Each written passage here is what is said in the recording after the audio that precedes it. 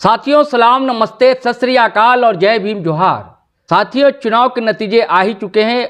अब सत्ता की कमान किसके हाथ में होगी, सवाल इसका है। और झारखंड का पड़ोसी राज्य है छत्तीसगढ़, वहां अगला मुख्यमंत्री कौन होगा, रस्साकशी कई दिनों से जारी है। यानी रिजल्ट के आने के बाद ही कि अब जो है अगला मुख्यमंत्री छत्तीसगढ़ का कौन होगा। कई नाम चल रहे हैं।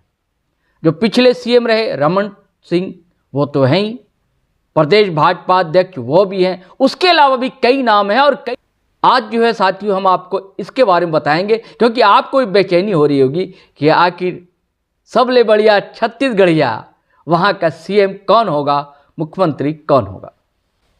तो साथियों चलिए सिलसिलेवार हम बातें आपसे करते हैं। साथियों, कई साल पहले जब अरुण साव को भाजपा हाईकमान ने छत्तीसगढ़ की कमान सौंपी, यानी कि प्रदेश अध्यक्ष बनाया, तो ये कहा जा रहा था कि कांग्रेस के ओबीसी चेहरा भूपेश बघेल के सामने एक अच्छा चेहरा भाजपा ने सामने लाया है। और अरुण साव ने लगातार मेहनत भी की, पसीने बहाए, कोई कसर नहीं छोड़ी सत्ता हासिल करने के लिए। दोस्तों, हालांकि इस विधानसभा में जो विजय हासिल की है भाजपा ने, और 90 में से उसने 54 सीटें हासिल की हैं, तो इसमें सिर्फ मोदी फैक्टर ही नहीं है, साथ में अरुण साव की मेहनत है। क्योंकि जब से उन्हें प्रदेश अध्यक्ष बनाया गया था, वो लगातार हर मुद्दे को लेकर सत्ता को घेरने में आगे आगे रहे, सरफहरिस्त रहे। और अब जबकि भाजपा ने विजयी पताका फहरा दी है, तो अरुण साव का चेहरा तो है ही, लेकिन उसके अलावा सिर्फ अरुण साव की मेहनत और मोदी फैक्टर ही नहीं दोस्तों, जैसा मैंने कहा, यहाँ तक कि यात्रा में जय होने की भाजपा की जो यात्रा थी, जो यहाँ तक पहुँची, इसमें मोदी फैक्टर तो था ही, अरुण साव का परिश्रम था, उनका खून पसीना था, और साथ ही आदिवासियों के मन में फूल के लेकर उठा मोह भी था। क्योंकि साथियों सरगुजा, बस्तर या जशपुर, रायगढ़, ये सब ऐसे अंचल हैं, ऐसे ज़िले हैं जहां आदिवासियों की अच्छी खासी संख्या है। और दोस्तों मैं आपको बता दूं कि छत्तीसगढ़ में 29 सीट रिजर्व है, यानी कि एसटी के लिए। उसमें से 16 सीट पर भाजपा ने जीत दर्ज की है। ऐसे में ओबीसी चेहरे के साथ साथ आदिवासियों के मन में भी अब लड्डू फूट रहे हैं कि हमें भी पद मिलना चाहिए, मुख्यमंत्री हमारा भी हो। ये बातें बस्तर में, सरगुजा में, रायगढ़ में, जशपुर से उठने लगी। इससे पहले कि मैं साथियों आपको पूरी कहानी बताऊं, एक आग्रह है, एक गुजारिश है कि ये वैकल्पिक मीडिया है, फ्रीडम ऑफ स्पीच का साथ दीजिए। और जीटी रोड लाइव ऐसा ही मंच है, हम चाहते हैं कि आपका साथ मिले। आपका साथ ही हमारी ताकत है, हमारा बल है। तो आप कुछ आर्थिक सहयोग भी हमें कर सकते हैं। हमारा यूपीआई नंबर है 8083557257। आप इस पर गूगल पे, फ़ोन पे और पेटीएम भी कर सकते हैं। साथियों, अगर आप ये ना करें तो इतना तो साथ हमारा ज़रूर दें कि हमारे YouTube channel GT road live को ज़रूर सब्सक्राइब करें, वीडियो को शेयर करें, लाइक करें, कमेंट करें। और जीटी रोड लाइव के नाम से ही फेसबुक पेज है हमारा, उसे भी फॉलो करना हरगिज़ ना भूलें। वहाँ भी देखें हमारा वीडियो, शेयर करें, लाइक करें और कमेंट करें। तो चलिए साथियों, अब हम शहमात का जो खेल है, जो सियासी बेसात है, सत्ता के लिए कौन कौन इसमें आगे चल रहा है, इसके बारे में चर्चा करते हैं। रमन सिंह का अब बहुत मुश्किल लगता है कि वो फिर से मुख्यमंत्री बनेंगे। अब उसके बाद बारी आती है अरुण साव की। लेकिन इस बीच जो प्रभारी थे भाजपा के वहाँ छत्तीसगढ़ में, उनका बयान सुनते हैं। बताता हूँ मैं आपको क्या बयान था उन्होंने। और उन्होंने हालांकि चुनाव के दौरान ही ये बातें कही थी। प्रभारी हैं ओम माथुर। ओम माथुर ने चुनाव के दौरान कहा था कि भाजपा उसे मुख्यमंत्री बनाएगी जिसके बारे में लोगों ने सुना भी नहीं होगा। बताइए, है न हैरान करने वाली बात। तो पहले ही इस बयान से पत्ता जो है रमन सिंह का साफ हो जाता है, और उसके बाद अरुण साव का भी साफ हो जाता है। क्योंकि अरुण साव भी नेम फेम चेहरा है, जाना पहचाना चेहरा है, सभी लोग जानते हैं और सभी लोग कह भी रहे थे कि ये मुख्यमंत्री हो सकते हैं। और उसके बाद अभी जो ताज़ा बयान है जो बीबीसी में पढ़ने को मिला, आलोक प्रकाश पुतुल हैं, उन्होंने रिपोर्ट किया है रायपुर से, उन्होंने हवाला दिया ओम माथुर का ही। उन्होंने कहा सीएम का ऐसा चेहरा होगा जो बिल्कुल नया होगा। तो इसमें से एक नया नवेला चेहरा आता है ओपी चौधरी का। साथियों मैं बता दूं, ओपी चौधरी आईएएस अधिकारी रहे और 2018 के आसपास उन्होंने त्यागपत्र दे दिया। आज भाजपा से चुनाव लड़ा था। खरसिया से, रायगढ़ जिला का एक क्षेत्र है, वो भाजपा का गढ़ रहा है कभी। लक्खीराम अग्रवाल वहाँ के प्रदेश के अध्यक्ष रहे थे, रायगढ़ के पास ही है और अग्रवाल की बस्ती है बड़ी, और भी लोग हैं।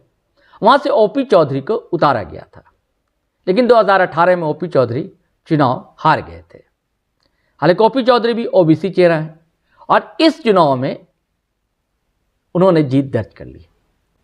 कहाँ से की ये भी बताऊंगा, लेकिन आसान नहीं था यहाँ तक पहुँचना उनका। 2018 में तो वो हार गए, लेकिन लगातार मेहनत करते रहे संगठन के लिए, पार्टी को आगे बढ़ाने के लिए। तो इस 2023 के विधानसभा चुनाव में पार्टी ने उन्हें रायगढ़ से टिकट दी और रायगढ़ में उन्हें अपने राइवल कांग्रेस के शक्रजीत नायक को थोड़े बहुत वोट्सों से नहीं, 64,000 मतों से उन्होंने शक्रजीत नायक यानी कांग्रेस के प्रत्याशी को पराजित किया वहाँ से। तो इनका नाम जो है सीएम पद की दौड़ में सबसे आगे चल रहा है। लेकिन और भी कई नाम है, आप धैर्य रखें, सब मैं धीरे धीरे बताऊंगा आपको। सभी जानते हैं कि कुछ ही महीनों बाद आम चुनाव होना है, तो भाजपा चाहती है कि एक ऐसा चेहरा हो जिसका फायदा उसे लोकसभा में भी जरूर मिले, और ऐसा हर पार्टी सोचती है। और ऐसा चेहरा हो जिसका असर जो है उड़ीसा में पड़े, छत्तीसगढ़ में पड़े ही पड़े, उड़ीसा पर असर उसका हो और झारखंड में असर हो उसका। और साथियों आपको बता दूं कि झारखंड, उड़ीसा और छत्तीसगढ़, इन तीनों स्टेट में आदिवासियों की अच्छी खासी संख्या रहती है। और इस बार छत्तीसगढ़ में देखा आपने, आदिवासियों ने भी जमकर वोट दिया है और उसका कनेक्शन झारखंड से भी है। आपको याद होगा कि चुनाव के दौरान हमारे प्रधानमंत्री नरेंद्र मोदी खूंटी आए थे रांची के पास, धरती आबा बिरसा मुंडा की जन्मस्थली लिए वहाँ बड़ी बड़ी घोषणाएं की थी, कई सौगातें दी थी आदिवासी समुदाय के लिए, कई योजनाओं का शिलान्यास, उद्घाटन सब कुछ किया था उन्होंने। और तभी मैंने कहा था कि इसका असर छत्तीसगढ़ के चुनाव पर ज़रूर पड़ेगा, और ये इसका असर पड़ा। हालांकि कई लोगों ने इस ओर ध्यान दिया नहीं था। तो ऐसा चेहरा भाजपा चाहती है कि जिससे लोकसभा के नैयर भी पार हो जाए। इसकी संभावना अधिक है दोस्तों कि हो सकता है कि कोई आदिवासी चेहरा सत्ता के सर्वोच्च शिखर पर पहुंचे। कौन कौन नाम है? Ex central minister Vishnudeo Sai हैं, राम विचार नेताम हैं। विष्णुदेव साय तो जशपुर या रायगढ़ अंचल से आते हैं, नेताम सरगुजा से आते हैं, राम विचार नेताम। उसके बाद और भी नाम हैं। गोमती साय हैं जो कि रायगढ़ से सांसद रहीं और अभी पत्थलगांव से विधानसभा चुनाव उन्होंने जीता है। उसके बाद एक और नाम की चर्चा है, वो लता उसेंडी जो बस्तर से आती हैं, वो राष्ट्रीय पदाधिकारी हैं भाजपा की। और सबसे बड़ा नाम जो उभर कर सामने आ रहा है वो है रेणुका सिंह का, वो आती हैं सरगुजा से। और आपको बता दूं कि इन अंचलों में, सरगुजा में हो चाहे बस्तर में, भाजपा ने अच्छा खासा प्रदर्शन किया है।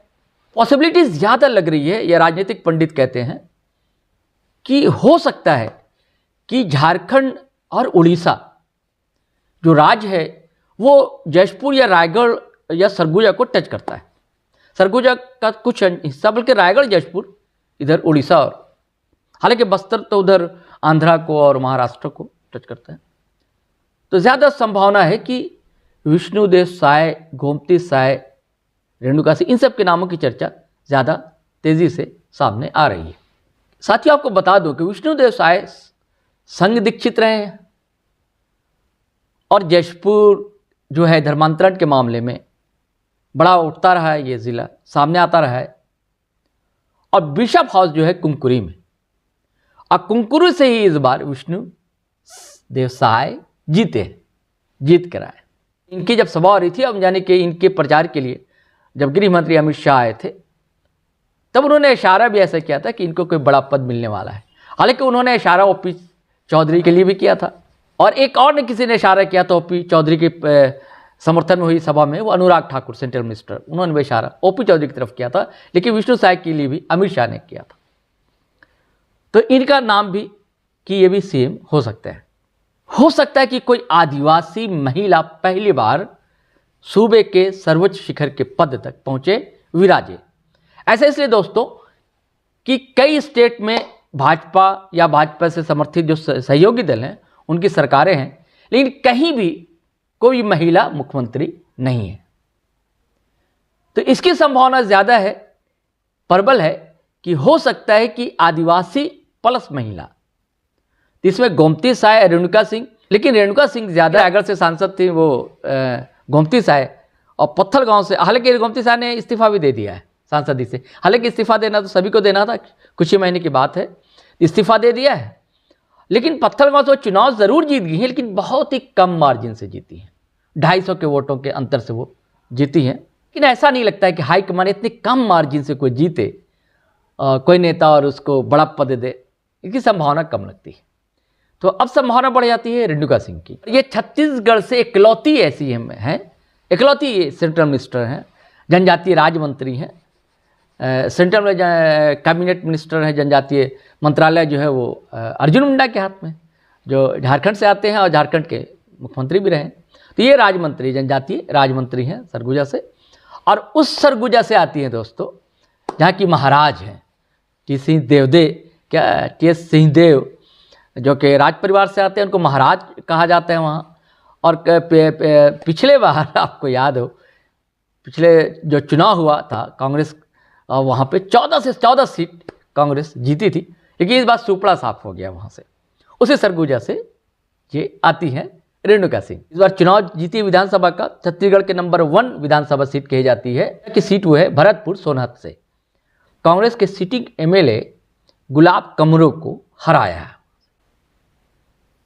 इनके बारे में और बता दो दोस्तों कि ये जो है रेणुका सिंह पहले भी एमएलए रही हैं, अब बड़ा नीचे से उठी हैं, पंचायत चुनाव से आगे बढ़ी हैं, फिर किसी आयोग की अध्यक्ष भी रही हैं, और उसके बाद फिर विधायक बनी थी, फिर विधायक बनी।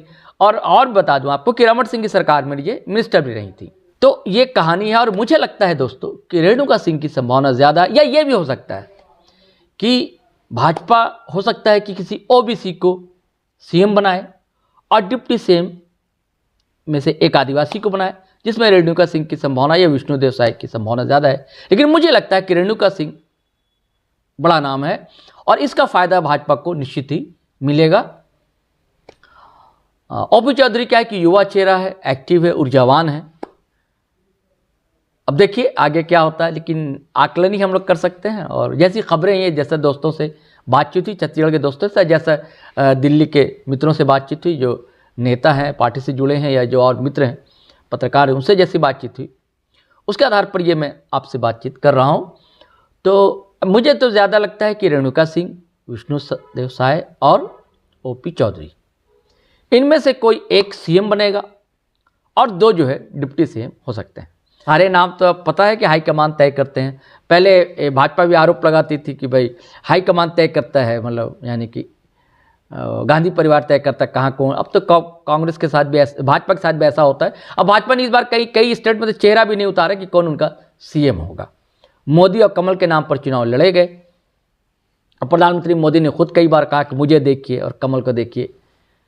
तो ये है, तो तय तो उन्हें ही करना है, चाहे गृह मंत्री अमित शाह करें, नड्डा और पीएम मोदी, इनको तय करना है। पर्यवेक्षक तय का औपचारिकता है, वो आएगी, विधायक दल की बैठक होगी, एक नेता चुना जाएगा, उसके बाद नामों की घोषणा होगी। हो सकता है कि प्रेस कॉन्फ्रेंस भी होगी, बड़ी प्रेस कॉन्फ्रेंस होगी, हो सकती है। तो खैर साथियों, अब इजाज़त दीजिए। जय हिंद, जय भारत। तो साथियों, आपको कहानी कैसी लगी, ज़रूर रोचक लगी होगी। और आप अगर फेसबुक पर देख रहे हैं तो फॉलो कर लें हमारा पेज, और अगर आप यूट्यूब चैनल देख रहे हैं हमारा, सब्सक्राइब कर लें और बेल आइकन दबाना हरगिज़ ना भूलें। धन्यवाद, शुक्रिया।